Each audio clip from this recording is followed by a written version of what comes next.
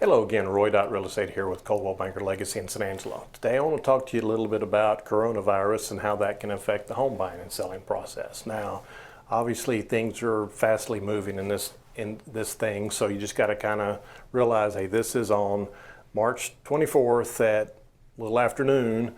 So it's, we just had the first positive case confirmed in Tom Green County. So, things are subject to change. Everything I'm telling you today may be different tomorrow or a week from now. So as of right now, there's still activity in our real estate market. There's still people buying and selling houses and stuff like that. So if you're looking to buy or sell right now, unless you really need to, I imagine everybody's kind of on pause, but there are people that really need to. You need to either sell to get somewhere else or buy to get moved here, whichever one of those applies to you. So, or you've already got one under contract and you're looking for a new one, all the different things that can happen. So things are moving.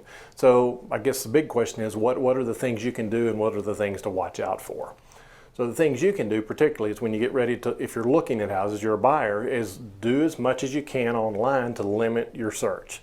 So if you can, a month ago you might have limited down to 5 or 6 that you wanted to see. Hopefully today you can limit it down to 2 or 3 that you want to see before you're ready to make an offer on one.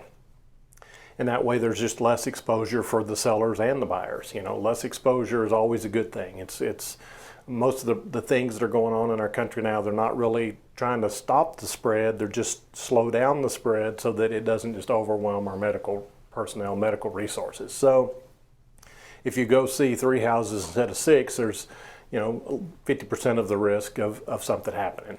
There's so many things we don't know about it as far as how long you can be contagious and not have symptoms. That's one of the big questions about it that's still out there.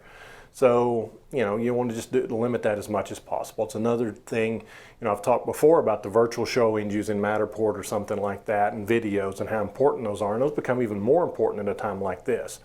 Like I've got a listing right now that's active that has a Matterport on it. So you can do a virtual walkthrough of that house and you can feel fairly confident buying it without even going and seeing it. You can get a pretty good feel for it.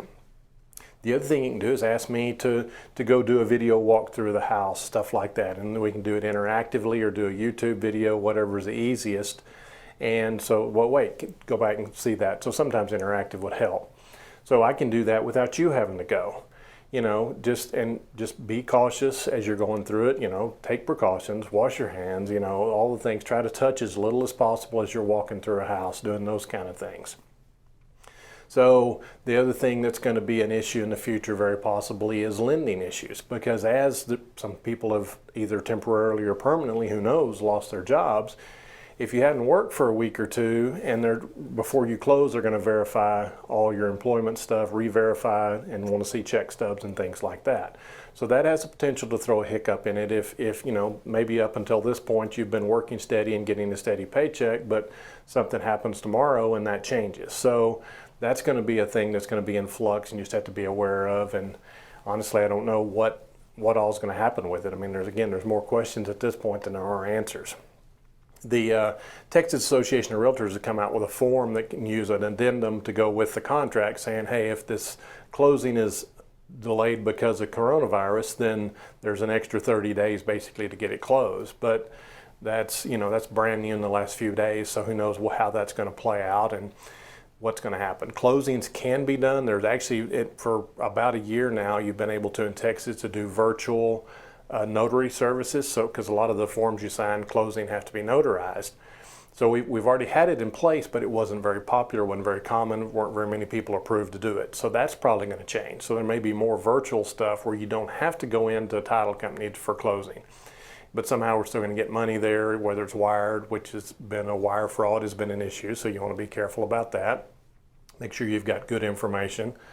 So anyway, there's lots of questions, lots of more questions than there are answers. So it's a time to be cautious, but if you're in a situation where you need to buy or need to sell, then, again, as of today at least, our market has still been going. There's been people showing, there have been houses going under contract, there have been closings happening, all the stuff is still moving. Now again, that could change tomorrow, but for right now, it's still going. So again, it's more of one of those, just do what you can. Protect yourself and your family and limit your contact with other groups of people, buyers and sellers. You know, if less houses you go into as a buyer, the less exposure there is. So just do the things you can do and try not to panic, and don't spend all your time watching the news and figuring out all the things that go wrong, because yes, it is sort of scary because of all the unknowns. We don't know how bad it could be. So anyway, that's really all I've got. If you've got any questions, give me a call. We can talk about it. Roy.RealEstate, 325-268-0775. Thank you.